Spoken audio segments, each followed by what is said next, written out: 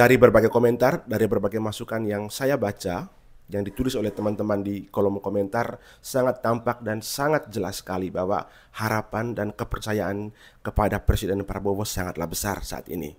Namun, kenyataan yang ia hadapi tidaklah ringan. Bagaikan seorang jenderal yang turun ke medan perang dengan pasukan yang lelah, logistiknya terbatas, dan musuh yang tersembunyi di segala arah. Prabowo justru memimpin Indonesia dari titik minus sejak ia dilantik pada 20 Oktober 2024 lalu. Bayangkan, utang luar negeri saat Presiden Prabowo dilantik itu sudah menembus 8.000 triliun.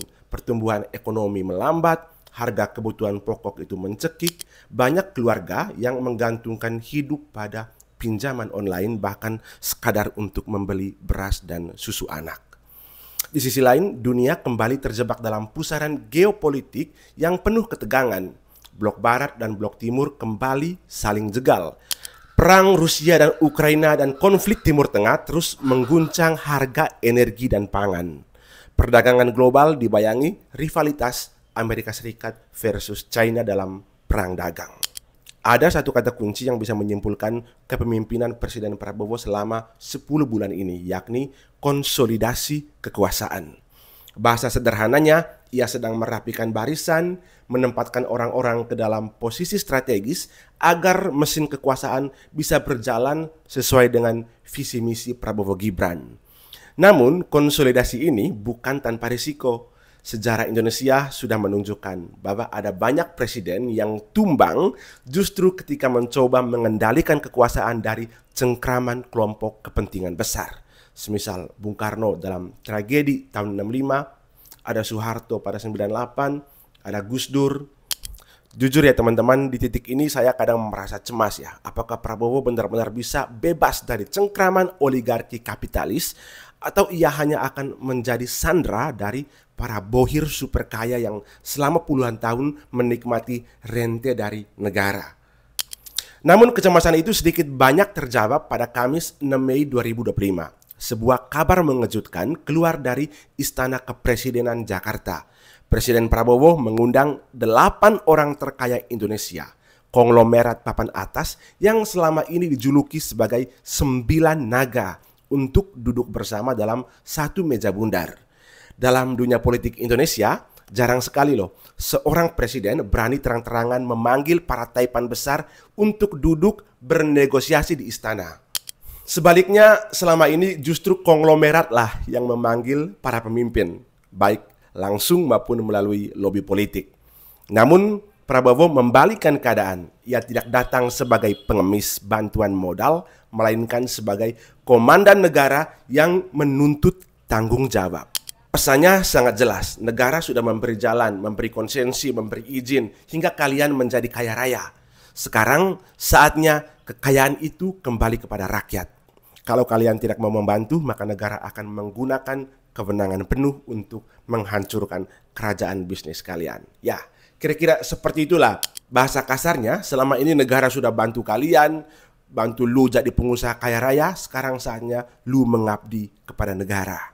Teman-teman, sadar atau tidak, strategi ini justru pernah dibuat oleh Vladimir Putin di Rusia saat ia pertama kali maju menjadi calon presiden.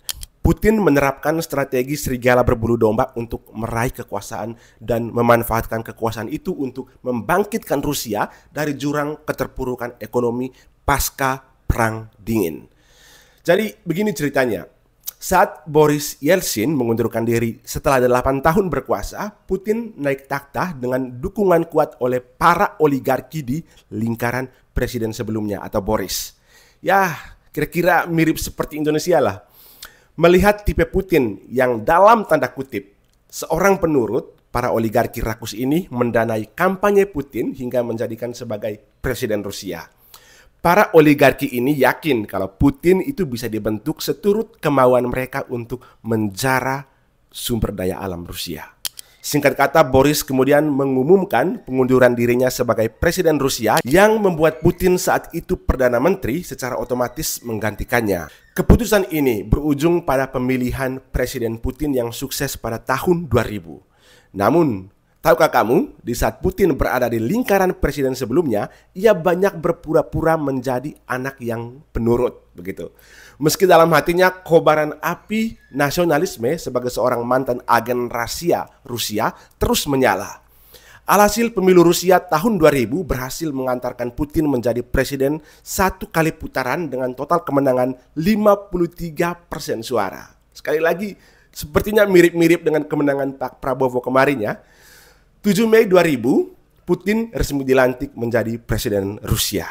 Jadi guys, apa yang dipikirkan oleh para oligarki Rusia bahwa Putin itu bisa dibentuk seturut kemauan mereka menjadi awal dari catur politik Vladimir Putin. Dalam 100 hari kerja, Putin sungguh mengejutkan. Ini seperti prank besar bagi para oligarki itu. Ia mengambil alih kendali media dan membentuk narasi yang mendukung dirinya, termasuk menampilkan citra Rusia dan pemimpinnya yang hebat. Tindakan ini adalah, sekali lagi, ini prank besar bagi kaum oligarki yang menilai Putin hanyalah boneka yang bisa mereka permainkan. Lagi-lagi kok mirip dengan Indonesia ya. Dimana saat kampanye pada 2024 lalu kan Pak Prabowo itu diisukan sebagai boneka dari oligarki dan boneka dari Jokowi. Ini fakta loh. Jadi teman-teman, baik Putin maupun Prabowo itu keduanya memiliki kesamaan dalam strategi untuk mencapai kekuasaan. Dan keduanya juga sama-sama punya strategi bagaimana untuk mengendalikan para oligarki yang selama ini membuat kesenjangan sosial antara miskin dan kaya itu menjadi sangat lebar. Mereka adalah pemimpin yang sosialis yang menginginkan supaya ada distribusi kesejahteraan yang merata di seluruh negaranya. Tapi pertanyaannya, apakah Pak Prabowo berhasil untuk menjinakkan para oligarki ini? Jawabannya iya, tapi memang risikonya itu sangat besar. Pertama, sejarah menunjukkan bahwa oligarki di Indonesia sudah mengakar dalam politik dan ekonomi sejak era Orde Baru. Mereka bukan hanya punya uang, tapi juga punya jaringan politik, media, bahkan akses internasional. Menantang mereka bukanlah suatu perkara yang mudah, dan saya yakin Pak Prabowo sangat sadarlah dengan ini. Kedua, Prabowo sendiri butuh stabilitas politik untuk menjalankan program-programnya. Jika terlalu keras menekan para konglomerat ini, bisa saja mereka melawan dengan cara-cara licik seperti mengganggu ekonomi, mendanai oposisi, hingga menciptakan krisis politik. Namun, justru disinilah keunikan Prabowo. Ia datang dari latar belakang militer dengan mentalitas bertempur sampai titik darah penghabisan. Ia memahami risiko tetapi tetap memilih jalur konfrontasi dengan para oligarki ini dalam kacamata konfrontasi yang strategis ya teman-teman, bukan frontal, tapi konfrontasi strategis di mana di situ ada lobby dan negosiasi.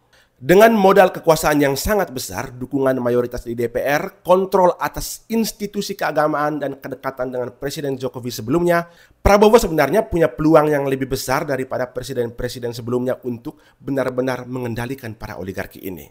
Lalu bagaimana dengan kemunculan 9 haji? Jadi ada 9 naga, kemudian ada 9 haji.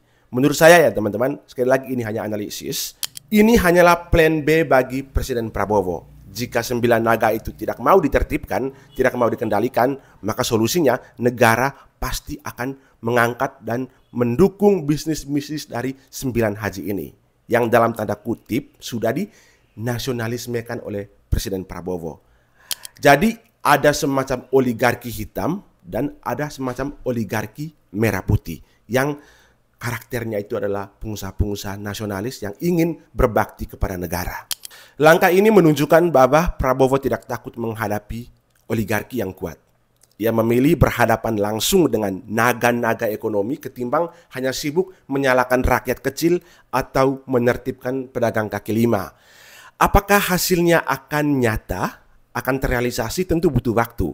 Tapi satu hal yang pasti, untuk pertama kalinya dalam sejarah pasca reformasi, seorang presiden berani meminta pertanggungjawaban langsung dari para konglomerat super kaya ini. Yang jelas pertarungannya ini masih panjang. Konsolidasi kekuasaan Prabowo ya baru berjalan selama 10 bulan. Jalan ke depan masih panjang, penuh ranjau politik dan jebakan ekonomi global. Namun langkah awalnya sudah jelas. Ia memilih mengendalikan oligarki bukan di kendalikan.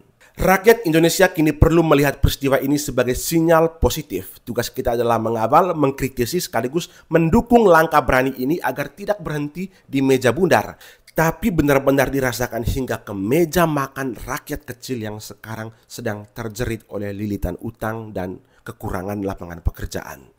Sejarah akan mencatat apakah Prabowo hanya menjadi presiden yang sekadar merapikan kursi kekuasaan atau menjadi pemimpin yang berani menjinakkan naga demi Indonesia yang adil, makmur, dan berdaulat. Terima kasih teman-teman sudah menyimak sampai pada titik ini. Saya undur diri dan sampai jumpa di konten selanjutnya.